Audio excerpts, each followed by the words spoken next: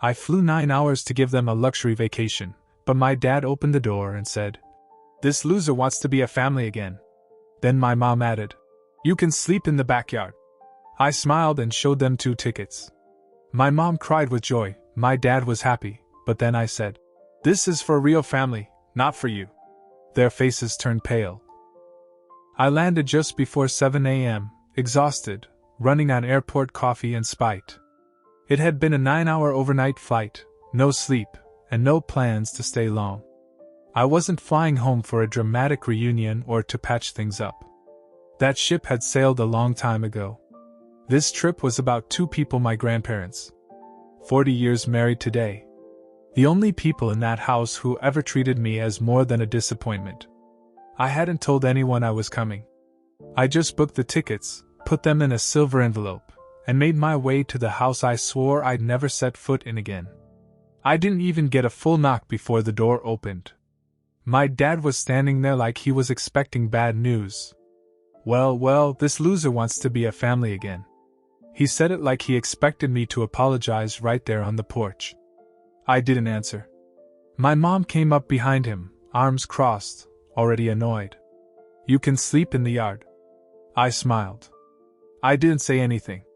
I just reached into my pocket and pulled out the envelope. I opened it slowly and showed her the cruise tickets. Mediterranean route. Balcony suite. All-inclusive. I had even upgraded their flights. I had planned every detail.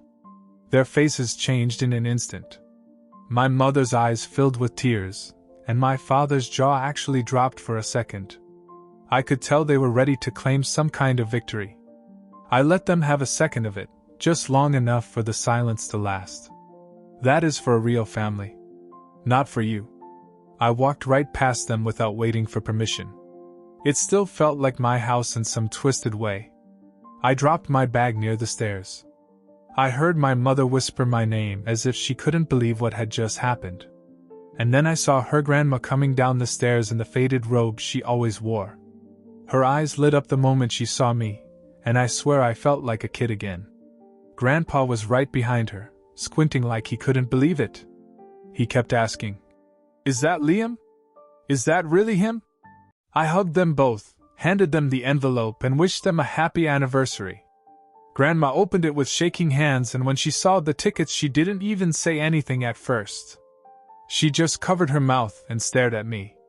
Grandpa took the papers, looked at them 3 times and said, "You shouldn't have. But thank you." By 10 a.m. the house was full. Aunts, uncles, cousins, and neighbors arrived one by one. Each brought food or flowers or both. People hugged, laughed, and talked in the kitchen. Someone brought homemade cake, and there was champagne in mismatched glasses. The kind of family chaos that usually annoyed me, but not today. My parents sat off to the side, watching, hardly speaking. They didn't help serve the food. They didn't say thank you. They didn't even pretend to be proud. Later that night, after most people had left, my father found me in the hallway near the guest room. He said I'd caused a circus. That I was intentionally stirring things up. My mom joined in and told me I'd embarrassed them, that I could have just sent money if I really cared. I told them I didn't fly across the country to fight. I said I wasn't staying long anyway. Then my dad said, "If you're not going to stay under our roof respectfully, maybe you shouldn't stay here at all." I didn't say a word. I just went upstairs, packed my stuff, and called my cousin Nolan. He picked up on the second ring. "Need a place to crash? I have an air mattress and cold beer waiting for you." 20 minutes later I was out of the house. As I walked out, my mom was standing in the doorway. She didn't say goodbye, but she watched me go. What she didn't know was that I had a whole 12 days ahead of me. And none of them would go the way they thought. Nolan's place was small, messy, and smelled of motor oil and weed, but I slept like the dead that first night.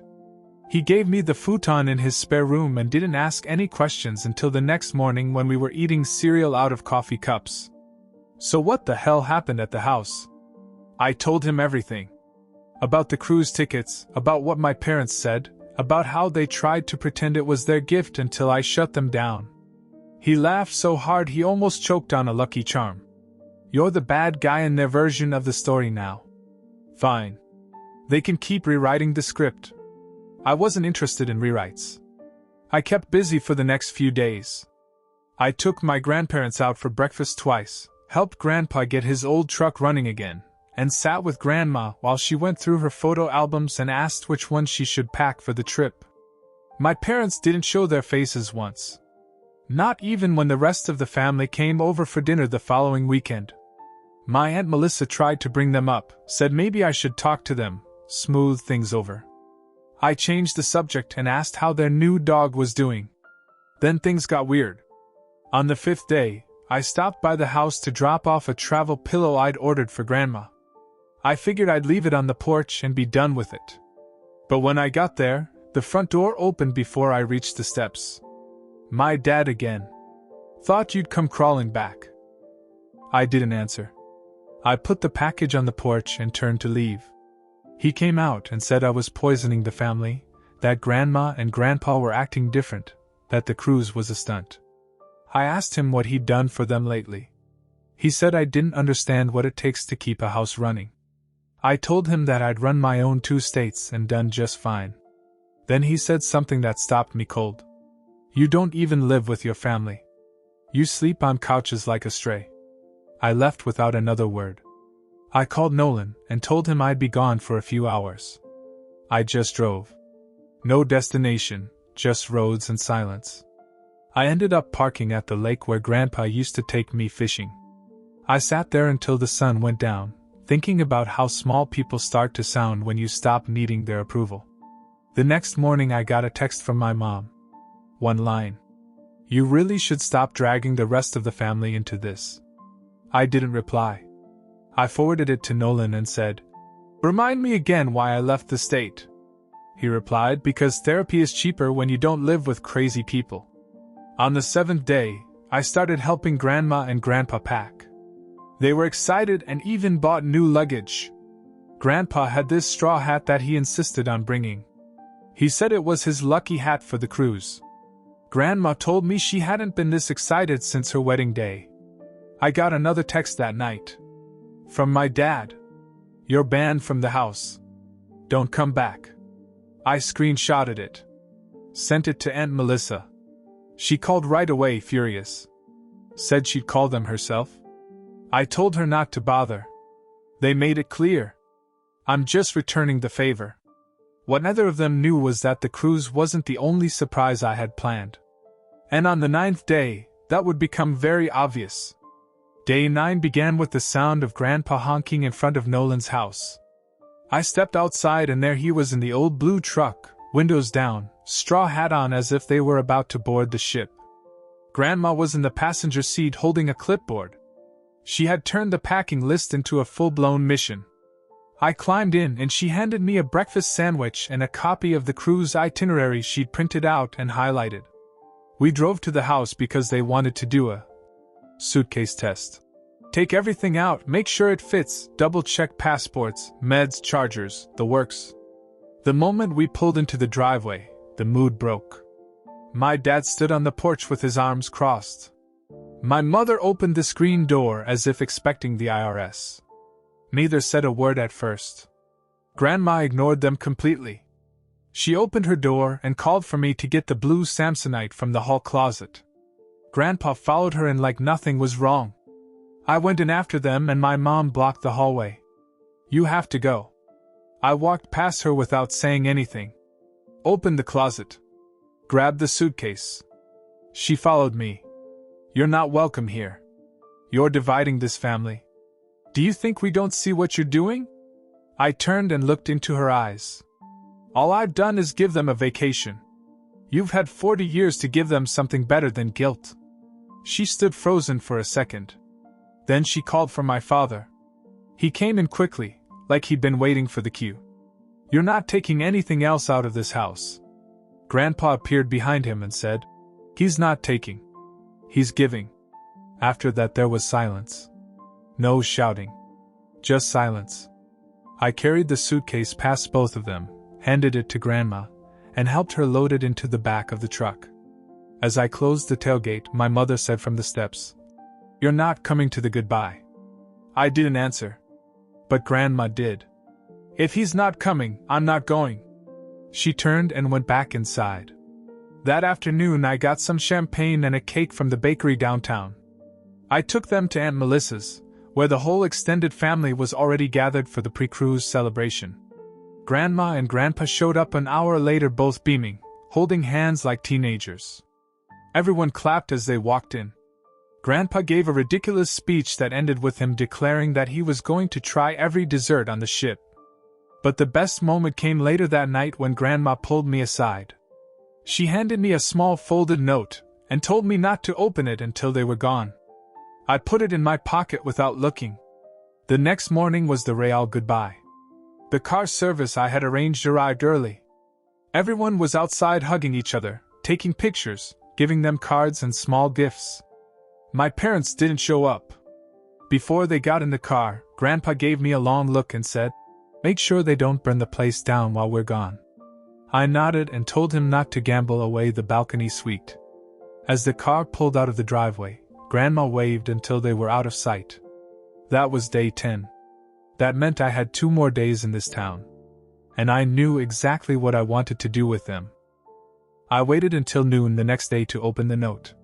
I sat on the back steps of Nolan's house with a cup of cold coffee and just stared at the handwriting for a while before unfolding it. Liam, don't let people mistake silence for guilt. You did a good thing. Let them choke on their pride if they want to. We'll be back with sunburns and stories. Love you always. Grandma. There was a house key taped to the back. I stared at it for a minute. It wasn't just to water the plants or check the mail. She knew my parents would have a fit if they saw me near that door. She gave me the key anyway. It wasn't a mistake. It was a message. So I drove back to the house that afternoon. Dad's truck was gone. Mom's car wasn't in the driveway either. It felt strange to be there without them lurking in the corners. The silence was heavier than usual. I unlocked the door, went inside, and started to work. Watered the plants in the kitchen and sunroom. Took pictures of the thermostat to show that it was set the way Grandma wanted it. Picked up some scattered mail and sorted out a few bills from the pile. Then I saw it. A glimmer of light in the hall closet. The safe was open. Not wide, just enough to see the corner of a file inside. I wasn't snooping, I didn't touch anything. But the label caught my eye. It was in Grandma's handwriting. Estate draft. I froze. I wasn't surprised they had a will, but I hadn't expected it to be in an unlocked safe like a grocery list. I closed the cabinet door gently, didn't mention it to anyone, but something in my gut twisted. My parents weren't acting like people who were just angry. They were acting like people who were nervous. Nervous people are dangerous. On my way out, I was locking the front door when I heard tires screeching. My dad's truck flew into the driveway like it had just been tipped over. He parked it sideways, jumped out, and started running toward me. "You can't come in here like you live here." I held up the key. Grandma gave it to me. "I don't care. This isn't your house. You're not welcome here." I said nothing. I just turned around, locked the door, and stepped off the porch. "What are you doing in there? Did you take something?" I stopped. "Do you really think I came here to rob my own grandparents?" He became quiet, but only for a second. "You manipulated them. Turned everyone against us. They don't even sound like themselves anymore." I laughed once. It came out sharp. "Maybe they're just tired of pretending you're the center of the universe." He kept yelling as I walked away. Said I was poisoning everything. Said I was pathetic. Told me to go back to where I came from. When I got back to Nolan, my hands were shaking. Not with fear. With restraint. Nolan saw me come in, took one look, and handed me a beer without a word. Aunt Melissa called that night. "You need to know something. Your parents were at the house today. They were going through Grandma's jewelry drawers. I told them to stop. Your mom said she was just checking to see what needs cleaning." "That's a load of crap," I said. She agreed. I hung up, and for the first time in years, I felt real, deep anger. Not the kind that flares up and dies. The kind that simmers. They weren't just bitter. They were trying to get ahead of something. And I had a pretty good idea what that estate draft folder was going to say. I didn't sleep much that night. Day 12 came. The day Grandma and Grandpa were coming back. And I knew one thing for sure. They were about to find out exactly what had been going on in their house while they were gone. I was up before sunrise on the 12th day. Slept maybe 2 hours. Checked the cruise tracker twice to make sure the ship docked on time. Grandma texted me at 7:11, landed. Heading home soon. Can't wait to see you, kiddo. I got dressed, stopped for coffee on the way, and drove straight to the house. I parked down the street, not wanting to give my dad the satisfaction of blocking me in again. As I walked up the drive, I saw that both cars were there. That meant they were home. Good. I knocked once, didn't wait for an answer, and let myself in with the key. As soon as I stepped inside, my mom came around the corner. Are you kidding me? You're still doing this? She tried to grab the key out of my hand. I put it in my pocket. Grandma will be here in less than an hour. I'm not here to talk to you. She looked ready to scream. But I walked past her and into the kitchen like I owned the place. I laid out the flowers I had brought and started to put the kettle on. Let them boil instead. 10 minutes later, my dad came stomping in, acting like he'd just been unjustly evicted. You're not going to ruin this day, I said. You ruined it the minute you started rifling through drawers. He froze. I looked at him. Then at my mom. Melissa saw you. And she told me everything. The jewelry, the files, your weird obsession with control. That shut her up. I didn't wait for an answer. I went into the living room, turned the radio down, and waited. It was going to be a long 40 minutes. They tried the guilt thing next. Said I was turning Grandma and Grandpa against them. Said I didn't understand how much stress they were under. I ignored every word, just sat there reading the paper like a sitcom in the background. At exactly 8:12, a car pulled into the driveway. Grandpa stepped out first, beaming. Grandma followed, still wearing her sun hat and looking 10 years younger. I went out to greet them. My father hung back in the doorway like a cat in a thunderstorm. Welcome home, I said. You look like you just robbed a resort. Grandma laughed and gave me a big hug. Grandpa patted me on the back and said, You won't believe the buffet on this boat. But as soon as they entered the house, something changed. Grandma's smile quickly faded. She looked around, her eyes searching the room. Grandpa noticed it too. He asked where the pile of letters on the dining room table had gone. Mom appeared from the hallway with a too-sweet voice. We tidied up a bit. Grandma's eyes narrowed. She walked past her, straight down the hall. She didn't say a word. A minute later we heard the closet door slam. Then the safe. Then nothing. When she came back out, she wasn't sitting down. She was standing in the middle of the room, holding the probate file. She looked at my parents. You went through our things? My mother stammered something about making sure everything was safe. My dad said they didn't open anything. Grandma didn't blink. Then explain why this folder was in a different order than when I left it. They didn't answer. Grandpa sat in his chair and just watched. Like he knew what was going to happen and wanted a front row seat. Grandma looked at me. Liam, honey, would you take that box by the car door? It's for Melissa. I picked it up. Inside were old family albums, some dishes, and a sealed envelope marked updated. I took it outside and put it in the trunk. When I came back in, Grandma was still standing and my parents were still silent. I think it's time we clear some things up, she said. And then she said something I'll never forget. Just because you live in someone's house doesn't mean you own it. My dad tried to argue, but Grandma raised her hand. You've had your turn. Now sit down. And somehow he did. The conversation that followed wasn't loud. It wasn't angry. It was methodical. It asked why they felt entitled to snoop, why they thought they had the right to remove names from things they didn't create, and why they resented me for doing something kind. They had no answers. Just excuses. In the end, Grandpa spoke for the first time in almost an hour. We're changing the locks. My dad got up and started yelling. Grandma told him he could leave if he didn't like it. Then I picked up my bag. My visit was over. I hugged my grandparents goodbye. I told them to call me if they needed anything. Told them I was proud of them. As I walked out, my father said from behind me, You think this makes you better than us? I didn't even turn around. No. Just better. And then I left. Forever. I didn't slam the door. I didn't raise my voice. I just walked out like someone closing the last page of a book they never intended to finish. As I left the house, it was quiet behind me. No one screaming in the driveway. No dramatic chase down the front steps. My parents stood inside with the weight of their own silence. I didn't need to see it, I knew it was heavy. The town looked smaller than I remembered when I drove through it one last time. The same stop signs, the same peeling paint on the corner store, the same empty field where my friends and I used to run through after school. Nothing had changed, but it all felt different. It was like looking at a photograph of a life that no longer belonged to me. I drove slowly at first, almost without noticing. Then I got on the highway, rolled down the windows, and let the wind take whatever remnants of that place still clung to me. Halfway to the border, Nolan called. "Are they dead or just stunned?" I laughed. "Somewhere in between. Do you want to crash one more night before you leave?" "No." I said I was done. And I meant it. He understood. Said I'd done enough. Said if they ever showed up at his place looking for me, he'd fake his own death before he'd give them my address. That night, I stopped at a diner just off the interstate. I got a burger and sat by the window while the waitress refilled my coffee every 10 minutes. I went through my phone, deleting messages I no longer needed to keep my dad's warnings, my mom's cold reminders. All of it. Gone.